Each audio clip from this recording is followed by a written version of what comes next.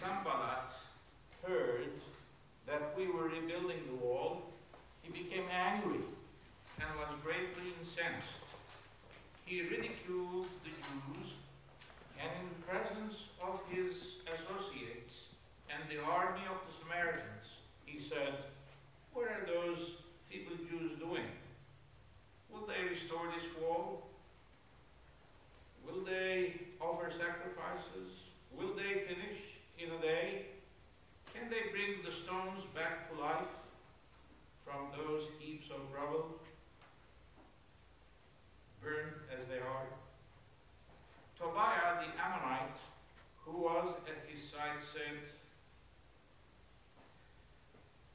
"What they are building, if even a fox climbed up on it, he would break down their wall of stones." I'm sure that many of you are familiar with Murphy's Law. Murphy was an engineer who conducted an experiment to test the level of human tolerance. Unfortunately, he installed his 16 motion sensors in the wrong place. And this led to the formulation of the now famous statement, "If anything can go wrong, it will." There are some other laws attributed to Mr. Murphy. Here are some. Left to themselves, things tend to go from bad to worse. You will never find a lost object until you replace it. If things seem to be going very well, that's a sure indication that you have overlooked something. Everything goes wrong all at once. Lucy, a mother of 5 children, who lived in rural Iowa, returned home one Saturday evening, and she found 3 of her youngest children huddled in the living room, intensely concentrating on tiny animals. When she got close to them, she found that her children were watching 3 baby skunks. So at the top of her voice, she shouted, "Children, run!" And to her great horror, each child grabbed a baby skunk and ran to their bedroom. This is an illustration of Murphy's Law at work. If anything can go wrong, it will. Did you know that there is a plague which is sweeping across our country today? This epidemic is called discouragement. And it's universal. No one is immune to discouragement. Everyone you've known has been discouraged at one time or another. It's also a recurring illness. You can get discouraged over and over again. Furthermore, discouragement is contagious. It's a contagious disease.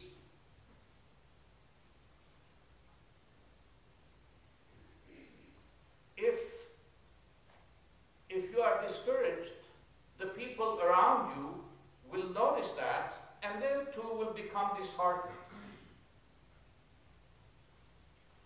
In the book of Nehemiah, from which our scripture reading was selected, the people who had returned from Babylonian exile started rebuilding their city, Jerusalem, which had been destroyed by Babylonians in the year 583 BC. And they also wanted to rebuild the temple so that they could resume offering sacrifices to God. They started with the walls, with the ramparts. In ancient times, every city had ramparts or walls around it to protect it from invaders. So they started building the walls of Jerusalem. At first, all the laborers under Nehemiah's direction were excited, and they worked enthusiastically. The rebuilding project proceeded very well and very smoothly, and the walls around the city of Jerusalem were being raised up. But then, suddenly, something happened. Sanballat, who was a Samaritan chief, was fiercely opposed to Nehemiah's work. And he began ridiculing the wall builders. And then all work stopped. Someone has said ridicule is the language of the devil. It has been observed that many men who bravely stand when they are shot at usually collapse when they are laughed at.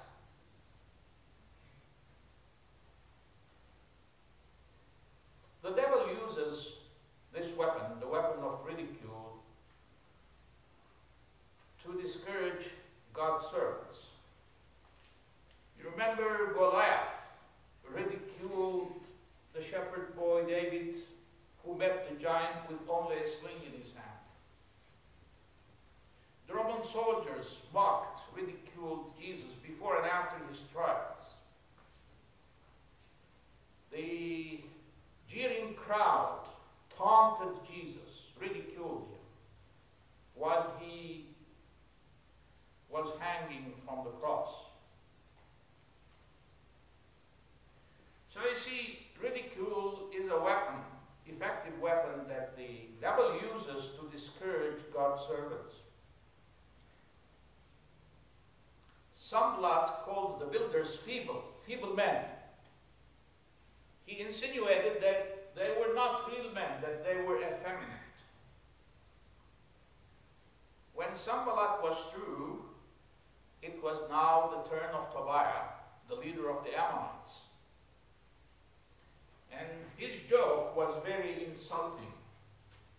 He said, if even a fox climbed on the rebuilt wall, it would collapse. In other words, he meant that those people, the builders, didn't know what they were doing. The walls that they had rebuilt were not sturdy.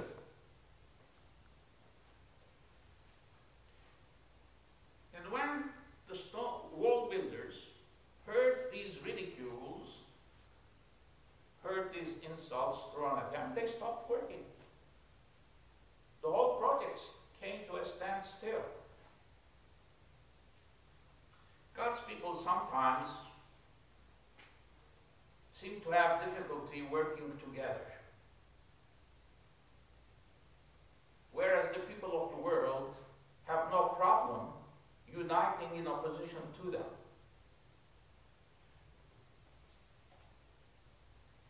In Nehemiah chapter 4, verse 7, there's a list of the nations that were hostile to the rebuilding of the Jerusalem walls.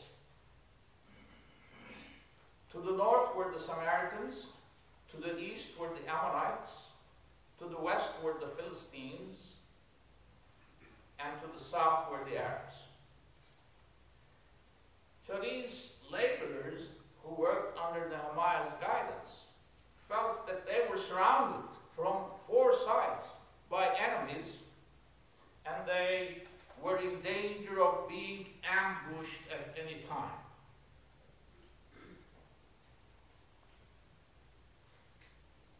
External pressures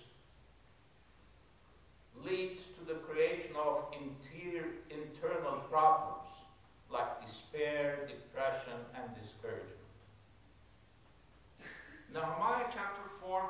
says the strength of the workers is going out. Meaning that they were really tired and needed some rest. And the same verse, we're told that this discouragement started in the people of Judah, or in the tribe of Judah. Now, the tribe of Judah was the royal tribe. All the kings of Israel came from the tribe of Judah. These people had King David's blood in their veins, and you would thought that they would have demonstrated more courage and faith in the face of this adversity.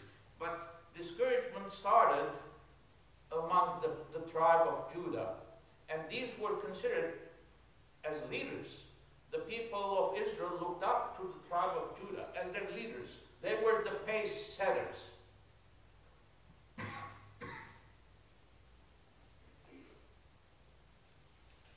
Well, we discovered from this study that fatigue may lead to discouragement, and fear. Fear causes discouragement.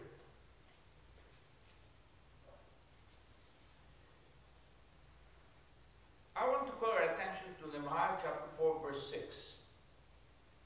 There we're told that discouragement and fatigue were experienced by the workers when the walls were built to half their height. That tells us something. Whenever we start a new project, everyone is excited and things move smoothly, things progress quickly. But then the newness wears off and work becomes routine and boring, and it is at that point that people get tired and discouraged.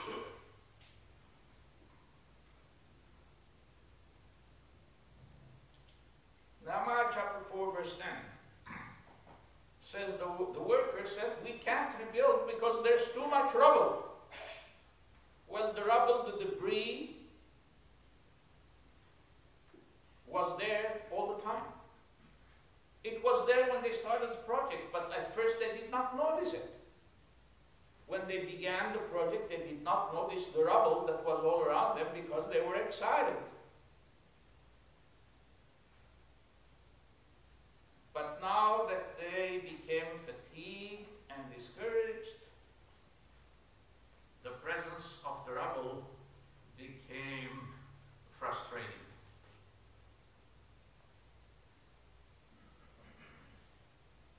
I said fear causes discouragement. And it's evident from Nehemiah chapter 4 that the enemies of God had managed to strike fear into the hearts of God's people. Fear puts us in a frame of mind where we can be easily deceived and misled. It's interesting that the enemies of Nehemiah threatened to attack his laborers. But you read the book of Nehemiah from beginning to end and you find that they never did. They threatened to attack, but they never did. Sometimes we envision or we imagine a problem to be great when in reality it doesn't exist. An American psychologist called Douglas Rumford has done a study that reveals that 60% of our fears are unfounded. Think of it. 60% of all our fears are unfounded. They have no basis. 20% of our fears are already behind us. 15% of our fears are petty. I mean, they're negligible. They're very petty. They shouldn't be taken into consideration. Only 5% of our fears are real. of our fears are real. And we, in most cases, can do something about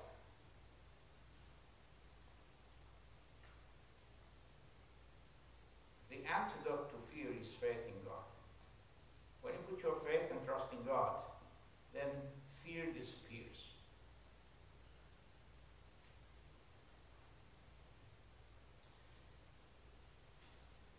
The first cure for discouragement is requesting God's help. And that's what Nehemiah did. In Nehemiah chapter 4, verse 9, we read that he prayed. He was faced with this problem. The project was half finished. His laborers were disheartened. They were afraid of being attacked by their enemies. The enemies were threatening them, like the Azerbaijanis are threatening Armenia with war almost every week. So they became discouraged and the project came to a standstill. So what did Nehemiah do? He did not lecture the laborers to motivate them. He did not think of launching a preemptive strike. He did not organize raiding parties against the enemies. He prayed. So the first cure for overcoming discouragement is requesting God's help.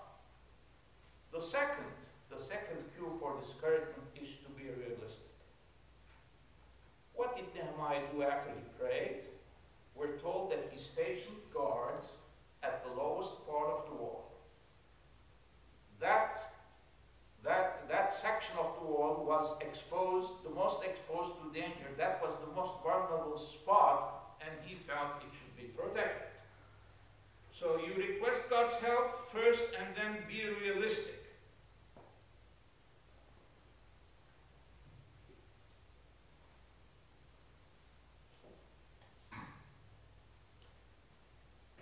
And then you adapt to the existing circumstances, or you change your attitude to the way you are approaching your problem.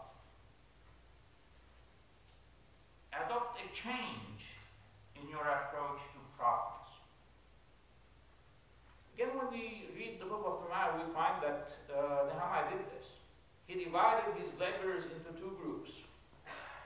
One group kept building, the other group protected them.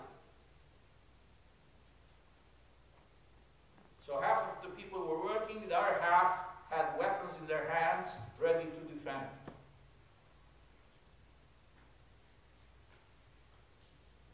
During the first phase of the building of the Golden Gate Bridge, I read that 23 men fell into the ocean and lost their lives.